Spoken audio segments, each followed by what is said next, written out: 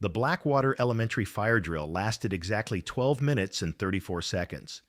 In that brief window of time, 23 children simply vanished without a trace. No footprints in the mud, no torn clothing on the fence, no ransom demands. But what investigators found in the school basement 3 weeks later changed everything they thought they knew about that October morning. October 15th, 2023. Blackwater, Montana. Population 1,847. The morning's cold wind rustled through the pine trees as the small town's residents began their daily routines. At the coffee shop, Martha Henderson opened her doors at 6:30 a.m. as she had every day for 15 years. Post office manager Bill Crawford arranged the mailbags in neat rows, and Blackwater Elementary principal James Peterson unlocked the school's main entrance, ready to begin another day. None of them knew this would become the darkest day in their town's history. At exactly 10:47 a.m., Blackwater Elementary's fire alarm system activated for the routine monthly drill. The shrill alarm echoed from every corner of the aging building, drowning out the chatter of children in their classrooms. 23 second-grade students filed out through Exit C in an orderly line, just as they had practiced dozens of times before. Small feet filled the corridor, tiny hands clutched backpacks. Teacher Lisa Martinez walked behind them as she always did, counting each child to ensure they all exited safely. But when the all-clear signal sounded 12 minutes later, those 23 children were gone. They weren't hiding. They weren't scared. They had simply vanished. Tyler Henderson, 7 years old, with blonde hair that caught the sunlight, always the first to run ahead. Emma Rodriguez, 8 years old, a voracious reader with thick glasses. Marcus Thompson, also 7, whose sneakers were a different color every day, full of boundless energy. All of them gone as if they had never existed. Teacher Lisa Martinez would never forget the sound of those little footsteps walking away from her. At 43, she had worked at Blackwater Elementary for 12 years, always putting the children's safety above everything else, even during fire drills. She was supposed to be the last person out, supposed to do a final head count. But when she turned around to make sure her classroom was empty, she heard them. Her students' voices echoing from somewhere that shouldn't exist. Whispers from the basement, giggles, happy sounds as if they were playing games. And now, 3 months later, she was the only witness to what really happened that morning. "I followed them," said Martinez, holding her teacup with trembling hands. She sat across from the FBI agent, preparing to tell her story for the 100th time. The sound was coming from the basement. But Blackwater Elementary doesn't have a basement. Never has. The school was built in 1987, foundations set directly into bedrock. The architect told me himself, "There's no room for a basement. Impossible." But the sound was coming from down there. FBI Agent Sarah Chen was 35 years old, an experienced agent with 10 years under her belt. She was known for her steel blue eyes, neat black hair, and the leather notebook she always carried. She carefully recorded Martinez's words in her notebook. This was the 3rd week of the investigation into the missing 23 children, and every clue led them deeper into a mystery. FBI headquarters had assembled a special team for this case, with Chen leading the investigation. She had solved similar cases before, but this time was different. "Do you remember exactly where the sound was coming from?" asked Chen, pen poised over her notebook. "Which room? Which direction?" Martinez closed her eyes, trying to relive that terrifying moment. "The old library. The room that's now used as storage. Children used to read books there, but budget constraints forced us to merge it with the main library. Now it just has old desks, chairs, unused files. But the sounds weren't coming from there exactly, more like underneath, from underground." Chen opened the file on her desk. Inside were school blueprints, security camera footage, witness statements, and one very strange detail. When she had reviewed the security footage from after the fire drill, she saw the 23 children walking down the corridor. The video quality was good, each child clearly visible. Tyler Henderson's blonde hair, Emma Rodriguez's red backpack, Marcus Thompson's blue sneakers. But upon careful examination, there was a very odd detail.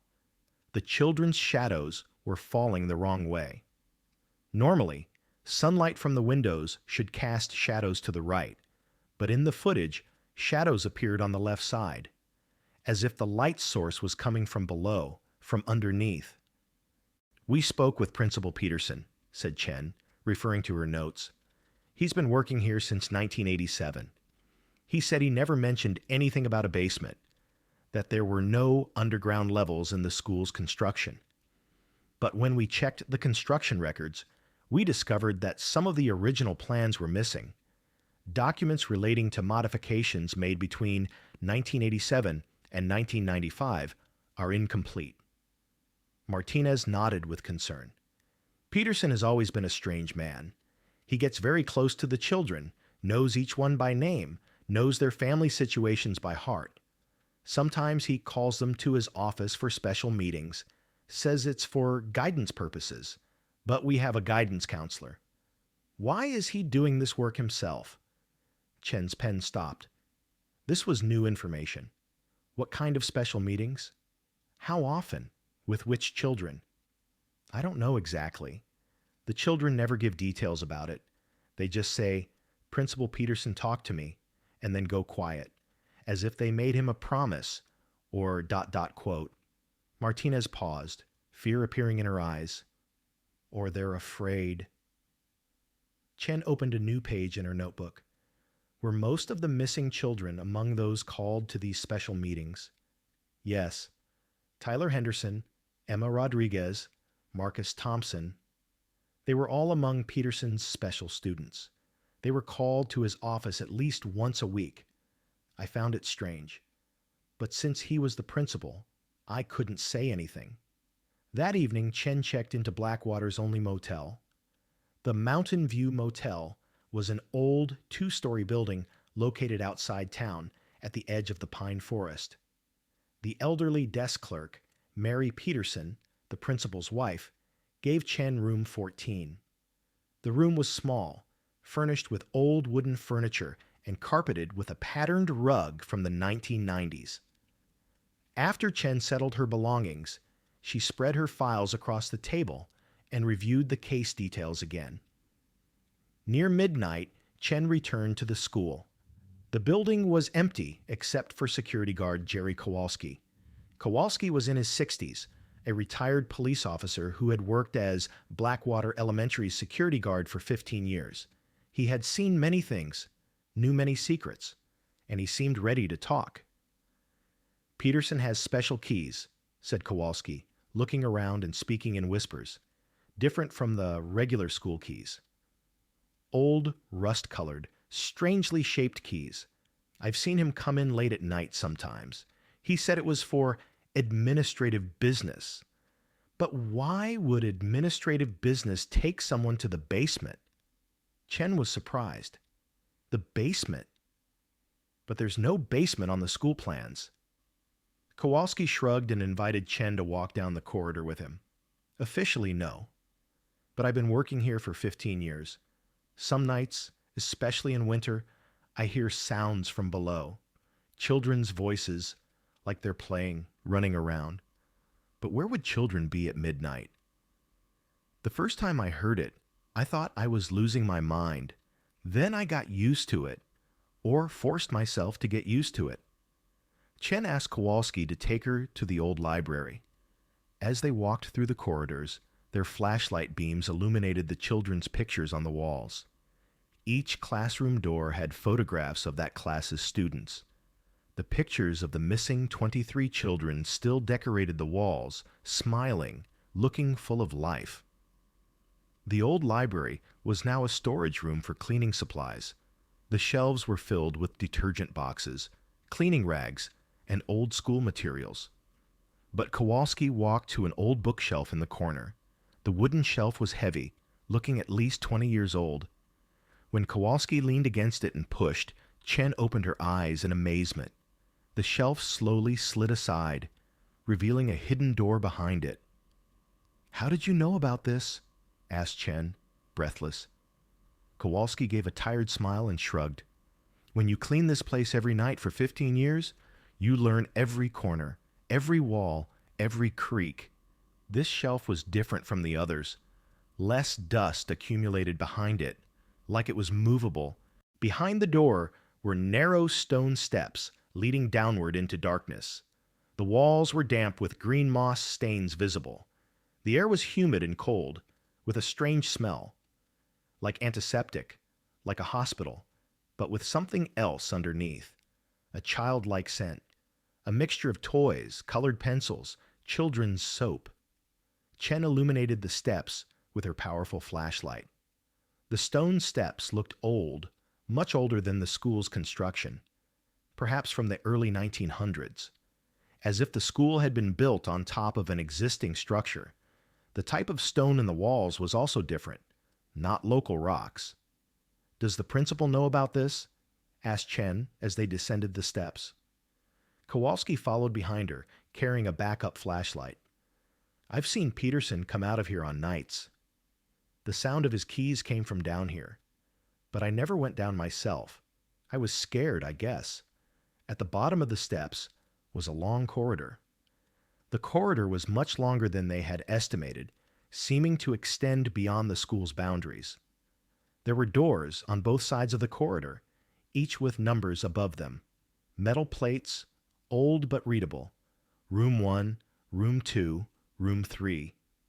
Chen quickly counted. A total of 23 rooms. Her heart raced, exactly the number of missing children. "This can't be a coincidence," Chen murmured, turning the handle of the first room. When she opened the first room, inside was the setup of a child's bedroom. Small bed, blue sheets, cartoon character posters on the walls, a toy box in the corner full of contents, desk and chair with colored pencils and drawing notebooks on top. And on the wall, right above the bed, a nameplate, Tyler Henderson. Henderson was one of the missing children. Chen carefully examined the room. The bed was made, sheets clean. Toys were arranged in an orderly fashion. She opened the drawing notebook on the desk. Inside were children's drawings: house, tree, sun, clouds, and another one. Chen looked closer. One of the drawings was different, an underground room with child figures inside. Above them, a large adult figure holding a key. Written at the bottom, "Principal Peterson saved us." They moved to the second room. Emma Rodriguez nameplate, pink bed, bookshelves, princess posters on the walls. On the desk was an open diary. The handwriting was childish. "Today, Principal Peterson taught us our new names. I'm going to be Sarah now. Tyler will be David too. We need to forget our old names because now we have a new family." Chen turned the page. "Our families abandoned us. But Principal Peterson loves us. He's giving us a new chance. We'll have a new home in Colorado.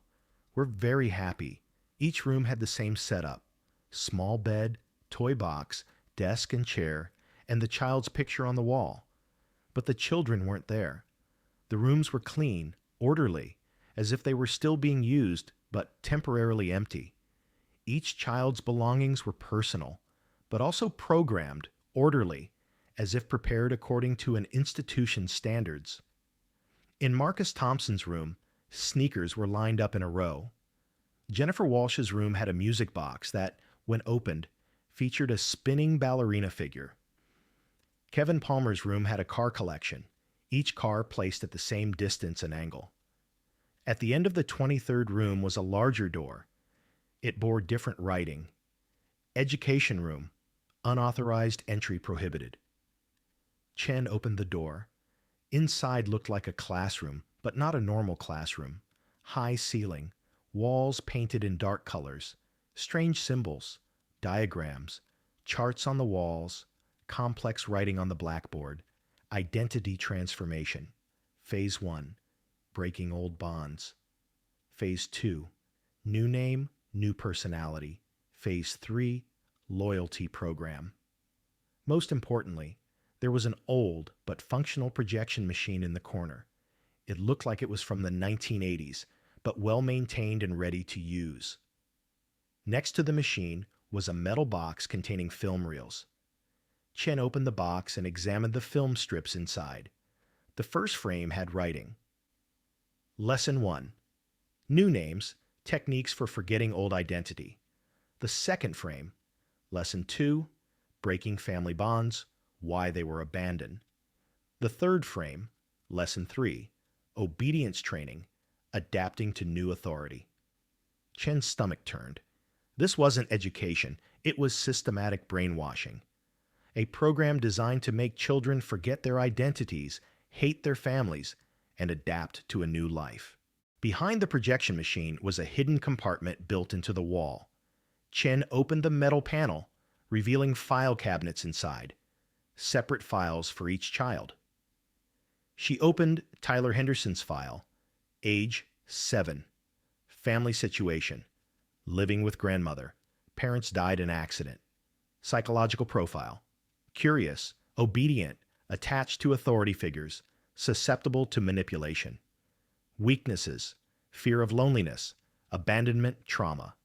Strengths, quick learning, adaptation ability. Reprogramming process, 30 days. Target identity, David Miller.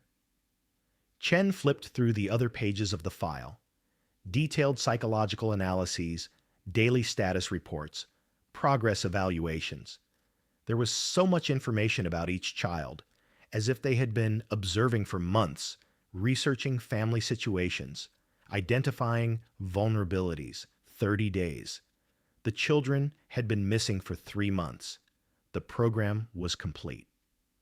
Chen hurriedly rifled through the other files.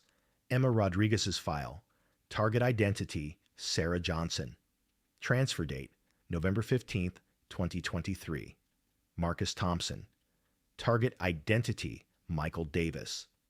Transfer date, November 20th, 2023. The same systematic plan for each child. Identity erasure, new personality construction, loyalty programming. But at the end of the files, a red stamped page. Transfer completed. Target location, Facility B, Colorado Springs, Colorado. Colorado.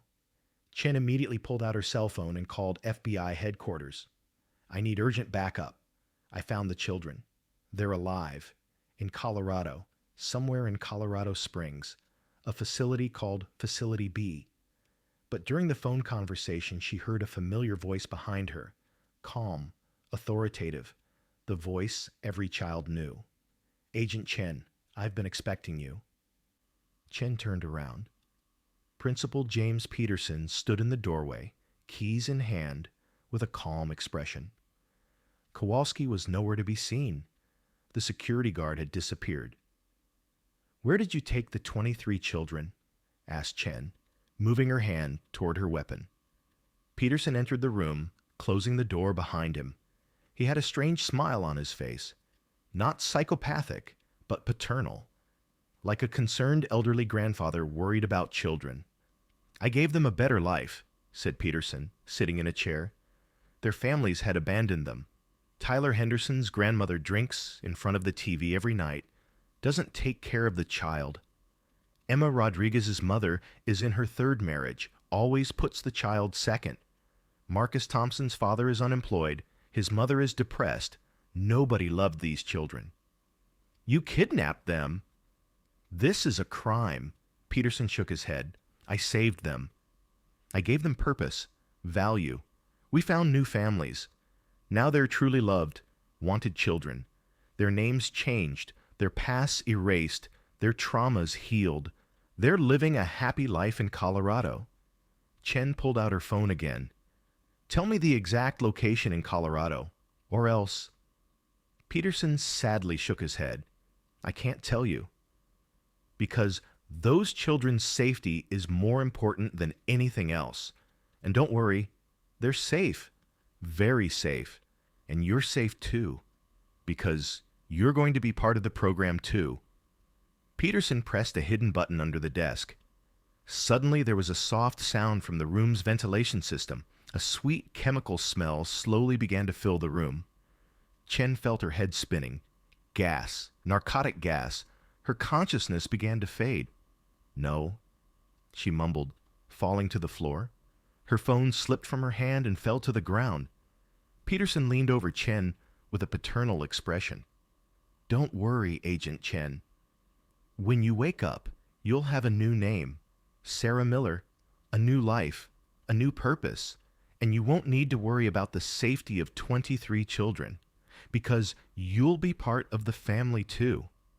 Chen's vision blurred. The last thing she saw was Peterson's smile and the file in his hand. A new name was being written on the file. Sarah Miller, age 35, programming duration 45 days.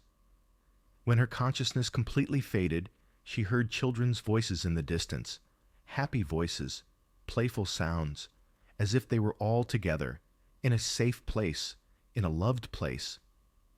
48 hours later, FBI agent Mike Torres had last heard from Chen 6 hours earlier. Chen had said she made an important discovery at Blackwater Elementary, but couldn't share the details over the phone. Now her phone was turned off. She wasn't at her motel. She had disappeared without leaving any trace. Torres was 40 years old, a gray-haired, serious-faced agent with 18 years of experience at the FBI. He wasn't Chen's partner, but was coordinating the case. When he arrived at the school with the local sheriff's department, the building looked normal. Students in classrooms, teachers at their posts, the principal sitting in his office. Principal Peterson sat in his office, his papers organized, his demeanor calm and cooperative. He projected the image of an elderly, white-haired, paternal man. "Have you seen Agent Chen?" asked Torres. Peterson shook his head with a genuine expression of curiosity. "No, nobody came last night, but of course, our security guard Jerry Kowalski would know better about these matters." Torres called Kowalski, but Kowalski hadn't come to work. In fact, he wasn't at his home address either. Neighbors said they hadn't seen him for the past 2 days, as if he had never existed. Torres and the sheriff's team searched the school from top to bottom. They looked for the hidden door leading to the basement, but couldn't find it. The library storage room contained only cleaning supplies. The bookshelf was firmly attached to the wall, wouldn't move. There was no hidden door behind it, as if it had never existed. Chen said there was a door leading to the basement here, Torres told Sheriff McKenzie. Sheriff Bob McKenzie, 55 years old, an experienced man who had served in Blackwater for 30 years, shook his head. Blackwater Elementary doesn't have a basement. Never has. I have the construction records. The building was built on level ground, foundation set in bedrock. A basement is physically impossible. Torres questioned Peterson again. Did Agent Chen ask you questions about the missing children? Did she say anything that seemed suspicious to you? Peterson put on a sad but sincere expression. Of course she asked. We were all shaken by this tragedy. 23 innocent children. I hope they're found. The families are suffering so much. But unfortunately, we have no clues. Agent Chen asked the same things, got the same answers. Torres examined the items on Peterson's desk. Everything looked normal. Lesson plans, budget reports, parent meeting notes. Nothing was suspicious. But there was one detail that caught Torres's attention. Peterson had exactly 24 pencils on his desk, neatly arranged, each the same brand, same color. Why exactly 24? Why not 23, the number of missing children? Or why not 25? Why do you keep these pencils? Asked Torres, pointing to the pencils. Peterson looked at the pencils with a melancholy smile. One for each of my children, so I don't forget them. 23 for our missing children, and the 24th. He paused, his eyes distant, for the brave people trying to find them. Torres felt a deep unease from this answer, but he had no legal evidence to arrest Peterson. The man was acting like an ordinary school principal, giving logical answers to every question. That night, Torres stayed at the Mountain View Motel. Chen's room 14 was empty, as if it had never been used. Desk clerk Mary Peterson, the principal's wife, said she had never heard Chen's name, that no such person had come to their motel. But Torres had it written in Chen's FBI records that she had checked into this motel. In his motel room, Torres read Chen's final reports. Chen had kept very detailed notes, recording every witness statement, every suspicious situation, every strange detail. But the most striking part was handwritten notes at the end of the reports. Peterson has special keys. Kowalski mentioned the basement. I'm going down there tomorrow. If something happens to me, investigate Colorado. Facility B, Colorado. Facility B. Torres immediately relayed this information to FBI headquarters. Early in the morning, Torres returned to the school. This time he tried a different approach. He would look for Peterson's special keys. In the principal's office, in a hidden section of the drawer, he found keys different from regular school keys. Old, rust-colored, strangely shaped keys, exactly as described in Chen's report. One of the keys was particularly old, with a date engraved on it, 1985. Torres tried this key on the old cabinet in the library storage room. The lock opened, and there was a hidden compartment inside the cabinet. In the compartment was an old leather-bound diary, written in Peterson's handwriting, with dates extending back to 2020. The first page, Project New Beginning, Day 1. First group of children selected, ages 7 to 8, minimum family support, history of psychological trauma. Ideal candidates. I'm ready to do everything to save them. Torres flipped through the pages. The diary described a 3-year process. It detailed the process of monitoring children, researching family situations, creating psychological profiles. Tyler Henderson, grandmother has alcohol problems, provides inadequate care for child. Emma Rodriguez, mother neglects child due to new marriage. Marcus Thompson, signs of domestic violence in family. The final pages. Transfer preparations completed. The Colorado Facility B team is waiting for us. Children will be reunited with new families, live happy lives with new identities. This is a rescue operation. Colorado. Colorado was also mentioned in Chen's final report. Torres immediately called FBI headquarters. Any news from Agent Chen? He asked Director Williams. No, said Williams. We haven't heard from Agent Chen for 36 hours. She's officially considered missing. Search and rescue teams are in Montana. Torres explained the situation. The diary, Colorado connection, Peterson's suspicious behavior, hidden keys. But Williams's response was surprising. Torres, who are you talking about? We don't have an agent named Sarah Chen. Torres's heart stopped. He gripped the phone tightly. What do you mean, no? I've been working with her for 3 months. She was leading the Blackwater case. I read her reports, knew her plans. Torres, are you out of your mind? You're the one leading the Blackwater case. From the beginning, you never had a partner. You're working alone. Torres hung up the phone. He looked at his hands. They were shaking. His mind was confused. He remembered Chen very clearly.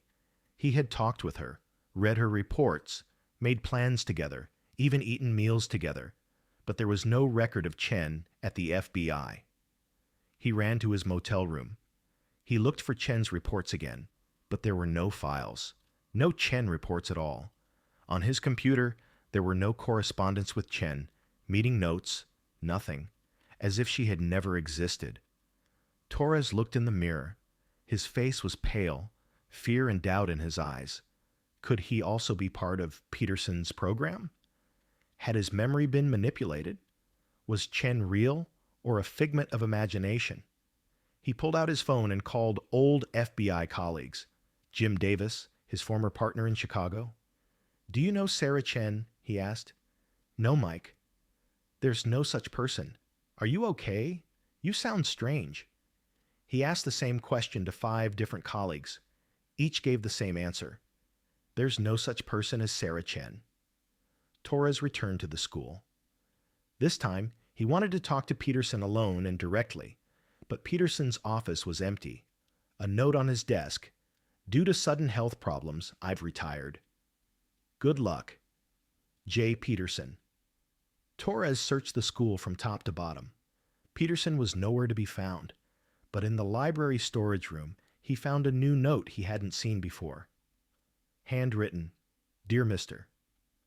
Torres, don't worry. Soon everything will return to normal. Just take care of yourself and don't ask too many questions. The children are safe." Below the note, there were 25 pencils on the table. 24 from before, the 25th newly added. Torres picked up one of the pencils. There was small writing on it. "Monsieur Torres, Blackwater case, file closed, program completed." That night, when Torres returned home, he found a package at his door. Inside were children's toys, colorful blocks, a small car, coloring books, and a letter. "Dear Mike, we're fine.